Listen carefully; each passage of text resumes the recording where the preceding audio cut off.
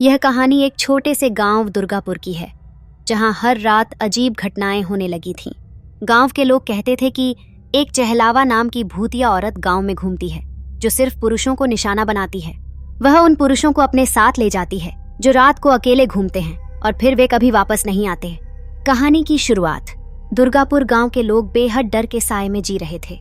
रात होते ही सब अपने घरों में बंद हो जाते और घर के दरवाजों पर ओम लिखते, ताकि चहलावा उनके घरों से दूर रहे। गांव में चारों ओर सन्नाटा पसरा रहता और लोग अनजान साए की दहशत में जीते थे। मुख्य पात्र विजय, एक जवान लड़का जो हाल ही में शहर से गांव लौटा था। वह इस तरह की अंधविश्वास वाली कहानियों पर यकीन नहीं करता था। गांव के बुजुर्ग उसे कई बार चेतावनी दे चुके थे, पर विजय ने उन्हें कभी गंभीरता से नहीं लिया। एक रात विजय अपने दोस्तों के साथ गांव के बाहरी इलाके में बैठा था। उनके बीच चहलावा की बात छिड़ गई। ये सब मनगढ़ंत कहानियां हैं, विजय ने हंसते हुए कहा। मैं तो अभी इस समय गांव के कुएं तक जा सकता हूं और कुछ भी नहीं होगा। रहस्यमय घटना। दोस्तों ने विजय को रोकने की कोशिश की, लेकिन वह नहीं माना। विजय अंधेरी रात में अकेले कुएं की ओर चल पड़ा। जैसे ही वह कुएं के पास पहुंचा, अचानक ठंडी हवा चलने लगी। उसे एक अजीब सी आवाज सुनाई दी, मानो कोई उसका नाम पुकार रहा हो। आवाज धीमी थी, लेकिन साफ थी। विजय विजय। उसने चारों ओर देखा, लेकिन वहां कोई नहीं था। उसकी धड़कन तेज हो गई। अचानक कुएं से एक सफेद साड़ी में लिपटी औरत निकलती दिखाई दी। उसके चेहरे पर घूंघट था, पर उसकी आंखें जल रही थीं। वह औरत धीरे धीरे विजय की तरफ बढ़ने लगी। विजय के पैर जैसे जकड़ गए हों। वह न तो हिल पा रहा था, न ही कुछ बोल पा रहा था। औरत की धीमी आवाज उसे और पास आने के लिए बुला रही थी। तभी पीछे से किसी ने विजय का कंधा पकड़ लिया। विजय ने डर के मारे पीछे देखा और वह औरत अचानक गायब हो गई। विजय का दोस्त अर्जुन, जो उसे ढूंढने आया था, विजय को खींचकर वापस ले आया। अर्जुन ने कहा, तुम्हें चेतावनी दी थी, ये खेल नहीं है। विजय को अब यकीन हो चुका था कि गांव की कहानियां सिर्फ मनगढ़ंत नहीं थीं। वह अपने अनुभव को किसी से साझा नहीं कर सका, लेकिन उसके दिमाग में औरत की छवि बुरी तरह बस चुकी थी। वह जानता था कि कुछ अजीब और खतरनाक होने वाला था। विजय उस रात सो नहीं सका। हर बार आंखें बंद करने पर उसे वही औरत दिखाई देती। उसकी जली हुई आंखें और साड़ी में लिपटा हुआ चेहरा बार बार उसकी स्मृतियों में आता। अगले दिन विजय ने अर्जुन से कहा, हमें इस चहलावा के बारे में और पता करना होगा। अर्जुन ने हिचकिचाते हुए कहा, विजय, ये खेल नहीं है। इस चहलावा के पीछे कुछ बड़ा राज है, जिसे जानने की कोशिश अब तक किसी ने नहीं की। लेकिन विजय ने ठान लिया था। वह गांव के सबसे पुराने व्यक्ति बाबा राम सहाय से मिलने गया। बाबा राम सहाय को गांव के इतिहास और रहस्यों के बारे में बहुत कुछ पता था। गांव का गहरा राज। बाबा राम सहाय ने चहलावा की कहानी सुनानी शुरू की। यह औरत कोई साधारण भूत नहीं है। उसका नाम सावित्री था। कई साल पहले वह इस गांव की सबसे खूबसूरत औरत मानी जाती थी। उसके रूप और गुणों की पूरे गांव में चर्चा होती थी। लेकिन एक दिन गांव के कुछ गलत इरादों वाले लोगों ने उसके साथ छल किया। उन्होंने उसे धोखे से मार डाला और उसकी आत्मा को चैन नहीं मिला।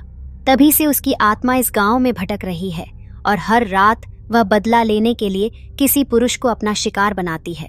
विजय ने गहरी सांस लेते हुए पूछा, तो उसे कैसे रोका जा सकता है?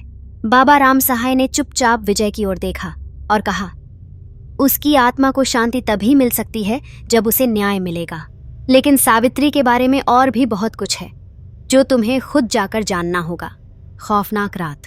उस रात विजय ने तय किया कि वह सावित्री की आत्मा से खुद बात करेगा। वह अकेले उस जगह पर गया जहां सावित्री की हत्या हुई थी। यह जगह गांव के पुराने मंदिर के पास थी, जहां अब कोई नहीं जाता था। विजय वहां पहुंचा और उसने सावित्री को पुकारा, अगर तुम यहां हो तो सामने आओ, मैं तुम्हारी मदद करना चाहता हूं। अचानक ठंडी हवा चलने लगी और विजय को फिर वही आवाज सुनाई दी, विजय। सावित्री की आत्मा सामने प्रकट हुई। इस बार उसके चेहरे पर घूंघट नहीं था, लेकिन उसकी आंखों में गुस्से और दर्द का सैलाब था। वह विजय के करीब आई और कहा, तुम मेरी मदद कैसे करोगे? जिन लोगों ने मुझे मारा था वे अब भी जिंदा हैं। विजय चौंक गया। क्या तुम उन लोगों के नाम जानती हो? उसने डरते हुए पूछा। सावित्री ने धीरे से कहा, उनमें से एक तुम्हारे परिवार से है। विजय के पैरों तले जमीन खिसक गई। मेरे परिवार से? यह कैसे हो सकता है? सावित्री की आंखों में आंसू थे, लेकिन उसके चेहरे पर अब भी गुस्सा साफ झलक रहा था। तुम्हारा दादा, जिसने मुझे धोखा दिया, वह उन लोगों में से एक था जिन्होंने मेरे साथ ये अन्याय किया था।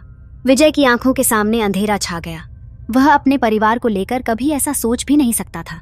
लेकिन मैं तुम्हारी मदद करूंगा, चाहे कुछ भी हो, विजय ने सावित्री को वचन दिया। सावित्री ने विजय को चेतावनी दी, अगर तुम मुझे न्याय नहीं दिला पाए तो मैं तुम्हें भी नहीं छोड़ूंगी। अब विजय पर न केवल चहलावा से खुद को बचाने की जिम्मेदारी थी, बल्कि उसे अपने परिवार के अतीत का सामना भी करना था। वह जानता था कि आगे का रास्ता बेहद खतरनाक और कठिन होगा, लेकिन उसने फैसला कर लिया था कि वह इस रहस्य से पर्दा हटाकर सावित्री की आत्मा को शांति दिलाएगा। विजय को सावित्री से किए वादे की चिंता सताने लगी थी। उसे अपने परिवार का इतिहास जानने के लिए घर के पुराने दस्तावेज और चीजें खंगालने की जरूरत थी।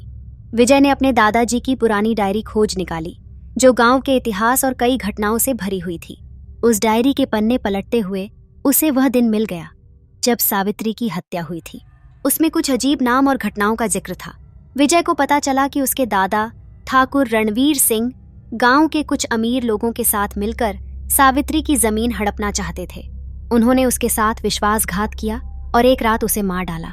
डायरी में और भी नाम लिखे थे, रघु और श्याम, जो गांव के रसूखदार लोग थे और अब भी गांव में रहते थे। विजय को समझ में आ गया कि ये वही लोग थे जो आज तक गांव में निर्दोष दिखते आए थे, लेकिन असल में उनकी सच्चाई बेहद काली थी। नए रहस्य की परतें खुलती हैं। विजय ने इस सच्चाई को जानने के बाद अर्जुन से अपनी योजना साझा की। हमें रघु और श्याम से मिलना होगा। वह अब भी गांव में रहते हैं और हमें उनके गुनाहों का पर्दाफाश करना होगा। अर्जुन ने कहा, यह खतरनाक हो सकता है। वे लोग ताकतवर हैं और अगर उन्होंने कुछ अंदेशा भी पा लिया कि हम उनके पीछे हैं तो हमें मारने से भी नहीं हिचकिचाएंगे। विजय ने दृढ़ता से कहा, अगर हम ऐसा नहीं करेंगे तो सावित्री की आत्मा मुझे कभी नहीं छोड़ेगी। हमें सावित्री को न्याय दिलाना है। विजय और अर्जुन अगले दिन सीधे रघु के घर गए। वहां पहुंचने पर रघु ने उन्हें देखकर कहा, विजय, इतने दिन बाद गांव आए हो, क्या बात है? विजय ने सीधा सवाल दागा। रघु काका, मुझे सच्चाई बताइए, आप लोग सावित्री की हत्या में शामिल थे, है ना? रघु का चेहरा फक पड़ गया। उसने कुछ देर चुप्पी साधे रखी, फिर धीरे धीरे बोला, विजय, तुम उस पुराने मामले में क्यों दिलचस्पी ले रहे हो? जो हो चुका है उसे भूल जाओ। विजय को अब यकीन हो गया कि रघु दोषी था। उसकी बातों में डर साफ झलक रहा था। मौत की आहट। रात को विजय अपने घर लौट रहा था, तभी उसे रास्ते में सावित्री की आवाज फिर से सुनाई दी, विजय, समय कम है, वे लोग तुमसे सच्चाई छिपाने की कोशिश करेंगे। सावित्री की आत्मा ने विजय को चेतावनी दी कि उसके पास ज्यादा वक्त नहीं है। विजय ने निश्चय कर लिया कि वह रघु और श्याम को सबके सामने बेनकाब करेगा। अगले दिन विजय गांव के मुख्य चौक में पहुंच गया। उसने गांव के सभी लोगों को इकट्ठा किया और वहां रघु और श्याम को भी बुलाया। विजय ने सबके सामने अपने दादा की डायरी से सावित्री की हत्या की सच्चाई उजागर की। उसने गांव वालों को बताया कि किस तरह से उसके दादा और ये दोनों आदमी मिलकर सावित्री की हत्या के लिए जिम्मेदार थे। शुरू में रघु और श्याम ने इन आरोपों को नकारने की कोशिश की, लेकिन जब विजय ने सबूत के तौर पर डायरी और पुराने दस्तावेज दिखाए, तब गांव वालों का गुस्सा फूट पड़ा। चहलावा का अंत। रघु और श्याम अब लोगों के सामने झुकने पर मजबूर हो गए। उन्होंने अपने गुनाहों को कबूल कर लिया। उन्होंने बताया कि कैसे उन्होंने लालच में आकर सावित्री को मार डाला था और उसकी आत्मा से बचने के लिए गांव में अंधविश्वास फैला दिया। विजय ने एक आखिरी बार सावित्री की आत्मा को पुकारा, सावित्री, तुम्हें तुम्हारा न्याय मिल चुका है, अब तुम्हारी आत्मा को शांति मिलेगी। अचानक हवाएं थम गईं और विजय को एक हल्की सी आवाज सुनाई दी, धन्यवाद विजय, अब मैं मुक्त हूं। सावित्री की आत्मा धीरे धीरे हवा में घुल गई और गांव में पहली बार उस रात कोई डरावनी घटना नहीं हुई। विजय ने चैन की सांस ली। अब वह जानता था कि उसने एक बेगुनाह आत्मा को उसका न्याय दिला दिया था। गांव दुर्गापुर अब पहले जैसा नहीं रहा। अंधविश्वास और डर की जगह लोगों में विश्वास और एकता आ गई। विजय ने साबित कर दिया कि सच्चाई कभी छिपाई नहीं जा सकती, चाहे कितनी भी बड़ी ताकत इसके खिलाफ क्यों न हो। अंतिम संदेश। सत्य की राह कठिन हो सकती है, लेकिन अंत में वही जीतता है